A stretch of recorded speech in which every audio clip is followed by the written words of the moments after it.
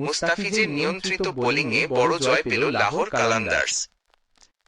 Pakistan super লিগের PSL একাদশ আসরের উদ্বোধনী দিনেই জয় দিয়ে শুরু করেছে বাংলাদেশের দুই ক্রিকেটার মুস্তাফিজুর রহমান ও পারভেজ হোসেন ইমনের দল লাহোর কালান্দার্স।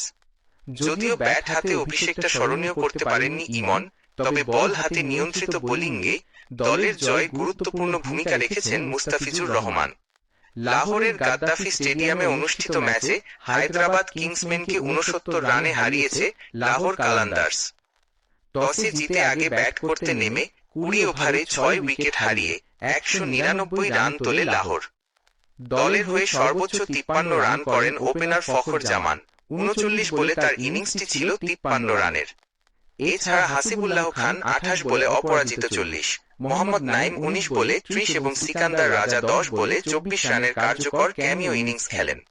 বাংলাদেশি ব্যাটার পারভেজ হোসেন ইমন লাহোরের হয়ে মিডল অর্ডারে ব্যাট করতে নেমে ১৩ বলে ১৪ রান করেন।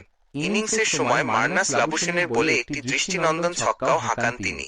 তবে রাইলি মেরেডিথের বলে শট খেলতে গিয়ে টাইমিংয়ে ভুল করে ক্যাচ তুলে দেন রিজওয়ান মাহমুদের হাতে। এক পর্যায়ে দ্রুত ৩ উইকেট হারিয়ে চাপে পড়ে লাহোর। তবে শেষ দিকে হাসিবুল্লাহ, রাজা ও শাহিন আফ্রিদির ঝড়ো ব্যাটিংয়ে বড় সংগ্রহ পায় দলটি।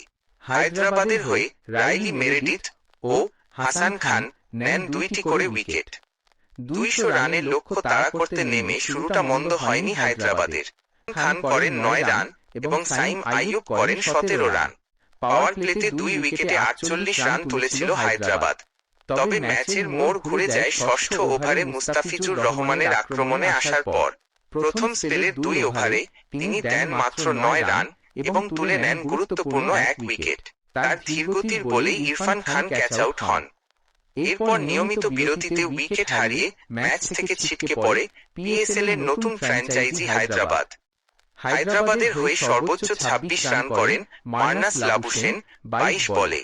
এছাড়া ৯ নম্বরে নেমে রাইলি মেরেডিথ করেন ১৯ রান। শেষ পর্যন্ত ১৩০ রানেই অল আউট হয় হায়দ্রাবাদ কিংসম্যান। পুরো ৪ ওভার বোলিং করে মাত্র ১৯ রান দিয়ে ১ উইকেট তুলে নেন মুস্তাফিজ। উইকেট একটি হলেও তার নিয়ন্ত্রিত বোলিং প্রতিপক্ষকে বড় চাপের মধ্যে ফেলে দেয়। লাহোরের হয়ে হারিস রৌফ, সিকান্দার রাজা ও উবাইদ শাহ নেন ২টি করে উইকেট। এছাড়া শাহিন আফ্রিদি শিকার করেন ১ উইকেট।